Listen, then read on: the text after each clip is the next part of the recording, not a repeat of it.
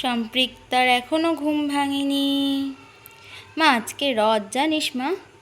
আমরা রথ দেখতে যাব, রথের দড়ি টানবো। তুই টানবি? টানবি তো? রথের মেলায় যাব।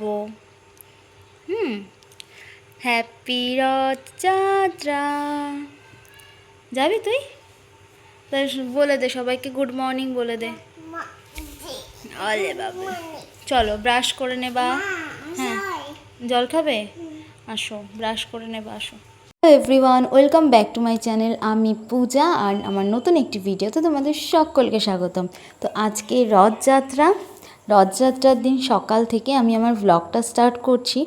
তো মেয়েকে তো উঠালাম দেখলেই, তো এখন খাওয়াতে বসেছি। সম্পৃক্তার আজকের ব্রেকফাস্ট হচ্ছে সুজির উপমা। তো যাই হোক, এটা ব্রেকফাস্ট করে আমি এবার যাব হচ্ছে রান্নাঘরে, কারণ রান্না করব। সেরকম কিছুই রান্না করব না। তো চলো দেখি রান্না কি করা যায়। তো ভাবতে ভাবতে ভাত বসালাম, এখানে ডাল বসিয়ে দিয়েছি, আর ফুলকপি আলুর তরকারি করব, আর আলু ভাজবো। ব্যাস, এবার খাওয়া দাওয়া করে আমি একটু রেস্ট নিচ্ছি। আমরা এখন শুয়ে আছি। সম্পৃক্তার পাপা কোথায় গেছে? আপিস গেছে। তো এখন ওই দুপুর 2:30 মতো বাজে, খাওয়া দাওয়া হয়ে গেছে আমাদের। এবার সম্পৃক্তার পাপা আসবে, তারপর আমরা মেলায় যাব, রথের মেলায়। যাই হোক, আর কি বলবো, তোর পাপা আসবে কখন সেটাই দেখা যাক। আমরা এখানে রেডি হয়ে গেছি, কিন্তু হঠাৎ করে কারেন্ট চলে গেল। ওই রাস্তায় রথ যাচ্ছে, আর রথটা অনেকটা বড়, তার জন্য এই সময়টা মনে হয় লোডশেডিং হয়ে গেছে। যাই হোক, এখনও আসেনি সম্পৃক্তার বাবা। সন্ধ্যা হয়ে গেল, এদিকে 6:30 অলরেডি বেজে গেছে। তো এখন আমরা বসে আছি। অবশেষে আমার বর অফিস থেকে আসলো, তারপর আমরা বেরোলাম। আর বেরোতে বেরোতে আমাদের 6:45, এখানে যেহেতু একটু দেরি করে সন্ধ্যা হয়, তার জন্য মানে একটু আলোর দেখা পেলাম, আর আলোতে আর কি রথটা দেখতে পাচ্ছি। তো বেশ বড় রথ দেখো, আর রথটা অনেক লোক মিলে রথটা টানছে।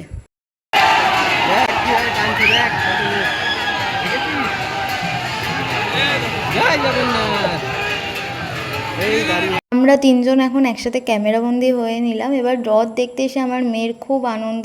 আমার মেয়ে এইবারটা বেশ মজা করছে, আগেরবার একটু ভয় ভয় পাচ্ছিল রথ দেখে। তো দেখো, এখানে পুরোটাই এখন অন্ধকার হয়ে গেছে। তো দোকানের যে লাইটগুলোতেই যে আলোকিত হচ্ছে, বা গাড়ি ঘোড়ার আলোতেই যে আলোকিত হচ্ছে। এবার জগন্নাথ দেবকে নিয়ে যাওয়া হয়েছে মাসি বাড়িতে। দেখো, রথটা এখানে দাঁড় করানো হয়েছে, আর এখানেই হচ্ছে জগন্নাথ দেবের মাসি বাড়ি। আর প্রচুর লোক এখানে, বিভিন্ন রাস্তার দুপাশে ধরে বিভিন্ন দোকানপাট বসেছে, মেলার মতো বসেছে, খেলনা, তারপরে তোমার খাবার দাবার জিনিস। তো এখানে আমি দেখি পাঁপড় ভাজা বসে না, যেটা আমি খুব মিস করি। যদিও বাড়িতে আমি পাঁপড় ভাজি, কিন্তু তারপরও বাইরে থেকে পাঁপড় ভাজা খাওয়ার মজাই আলাদা। এছাড়া কিন্তু এখানে বসেছে গজা, যেটা পুরীতে বা উড়িষ্যাতে ফেমাস গজার দোকান বসেছে। এখন আমরা এসেছি কিছু শাকসবজি কিনতে, কারণ আজকে রাতে একটু স্পেশালভাবে ডিনারটা করব।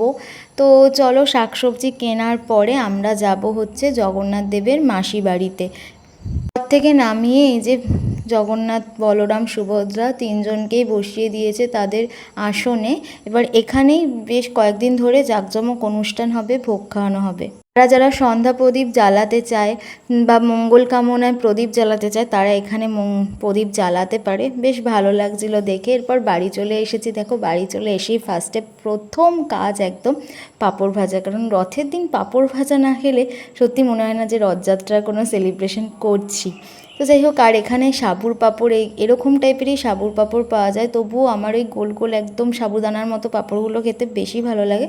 এগুলো পাঁপড় ভেজলাম। এবারে হচ্ছে আমি ডিনারের জন্য প্রিপারেশন নিচ্ছি। ডিনারে হচ্ছে আজকে স্পেশাল মেনু বাসন্তী পোলাও, সাথে হচ্ছে চিলি পনির। তো বাসন্তী পোলাওটা আমি রান্না করছি, আর সঙ্গে আমার হাজব্যান্ড এখানে চিলি পনিরের জন্য সব আর কি সরঞ্জাম গুছিয়ে নিয়েছে। তো চলো, চিলি পনিরটা ও রান্না করবে, আর আমার পোলাও রান্না কমপ্লিট। এখন শুধু দেখার পালা যে চিলি পনিরটা কেমন হয়। এখানে আমি ডিনার সার্ভ করে দিয়েছি। তো চলো, এখন আমরা খাওয়া দাওয়া শুরু করব। আর সবশেষে সবাইকে শুভ রথযাত্রার অনেক অনেক শুভেচ্ছা ও ভালোবাসা। জগন্নাথ প্রভু যেন তোমাদের সকলের মনের কামনা পূর্ণ করে, সবাইকে সুস্থ রাখে, ভালো রাখে। আজকের ব্লগটা কেমন লাগলো অবশ্যই কমেন্ট করে জানিও। ব্লগটা ভালো লেগে থাকলে অবশ্যই লাইক কমেন্ট শেয়ার করো। বাই, দেখা হচ্ছে নেক্সট ব্লগে।